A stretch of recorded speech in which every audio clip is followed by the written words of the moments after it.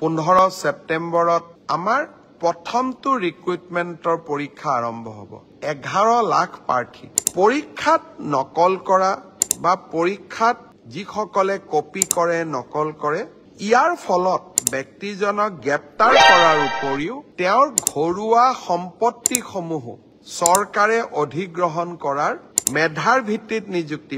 মই এটাই কথা কম, যাতে 15 সেপ্টেম্বৰৰ পৰীক্ষা নিকা হয়। 7ৰ বিপৰীতে গৈ আমি কাম কৰিছো। পৰীক্ষা নিকা হওক, মেধাৰ ভিত্তিত চাকৰি হওক। শিক্ষাৰ্থীসকলেও পৰীক্ষা দিব, চৰকাৰেও এটা কঠিন পৰীক্ষাৰ সন্মুখীন হ'ব। 15 সেপ্টেম্বৰৰ পৰীক্ষাটো চৰকাৰে নহয়, অসমবাসীয়ে লগ লাগি আমি সুন্দৰ কৰি পালন কৰিব লাগিব।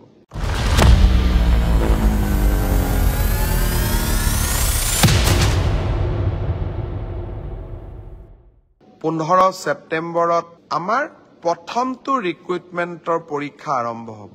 11 লাখ প্ৰাৰ্থী পৰীক্ষা পতা সহজ নহয়। যোৱাবাৰ প্ৰাৰ্থী কম আছিল কাৰণে চেণ্টাৰ কম আছিল।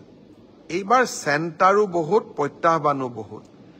কালিৰ পৰা আমি প্ৰস্তুতি কৰিম যাতে পৰীক্ষা সুন্দৰ কৰি হয় আৰু পৰীক্ষা আমি যাতে সফলতাৰে পাৰ কৰিব পাৰোঁ। পৰীক্ষাত নকল কৰা বা পৰীক্ষাত নিয়মৰ বাহিৰত গৈ যিসকলে কপি কৰে নকল কৰে তেওঁলোকৰ বিৰুদ্ধে আমাৰ চৰকাৰে এখন বিধানসভাত আইন প্ৰণয়ন কৰিছে।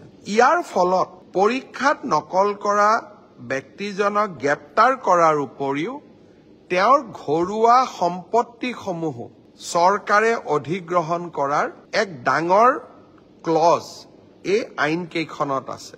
2 দিনৰ ভিতৰতে আমি এই আইনখনৰ বিষয়েও বহুল প্ৰচাৰ কৰিম। মই আশা কৰিম মেধাৰ ভিত্তিত নিযুক্তি। বহুতে কয় মোৰ মেৰিট আছে কাৰণে মই চাকৰি পালো। বহুত এতিয়া ফেশ্বনো এটা আছে যে আমি বিজেপিক কিয় ভোট দিব লাগে, আমিতো মেৰিট আছে কাৰণে চাকৰি পালো। মই এটাই কথা কম, মেৰিট আৰু মেৰিটৰ ভিত্তিত পৰীক্ষা পাতা এই পংকিলতাৰে ভৰা সমাজত ইমান সহজ নহয়। এক প্ৰকাৰ অহা কালি পৰহিৰ পৰা আমাৰ অফিচাৰসকলে ৰাতিয়ে দিনে কাম কৰিব লাগিব যাতে 15 সেপ্টেম্বৰৰ পৰীক্ষা নিকা হয়। কিন্তু মুখ্যমন্ত্ৰী বা আন মন্ত্ৰীসকলে যদি বিচাৰে পৰীক্ষা নিকা হ'ব নালাগে, মোৰ মানুহে চাকৰি পাওক, তেতিয়াহ'লে সকলো কথা সহজ। 7ৰ বিপৰীতে গৈ আমি কাম কৰিছো। পৰীক্ষা নিকা হওক, আমাৰ মানুহে পাওক নাপাওক, মেধাৰ ভিত্তিত চাকৰি হওক। এই সংকল্পক সিদ্ধিলৈ ৰূপান্তৰ কৰা এটা অতি কঠিন কাম। 15 সেপ্টেম্বৰত আমি আকৌ এটা শিক্ষাৰ্থীসকলেও পৰীক্ষা দিব, চৰকাৰেও এটা কঠিন পৰীক্ষাৰ সন্মুখীন হ'ব। মই আপোনালোকৰ সহায় সহযোগিতা বিচাৰিম। আমি কেইবাটাও টেলিফোন নম্বৰ দিম।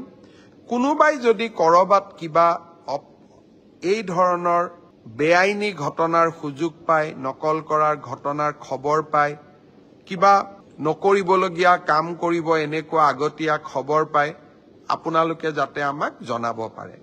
15 সেপ্টেম্বৰৰ পৰীক্ষাটো চৰকাৰে নহয়, অসমবাসীয়ে লগ লাগি আমি সুন্দৰ কৰি পালন কৰিব লাগিব।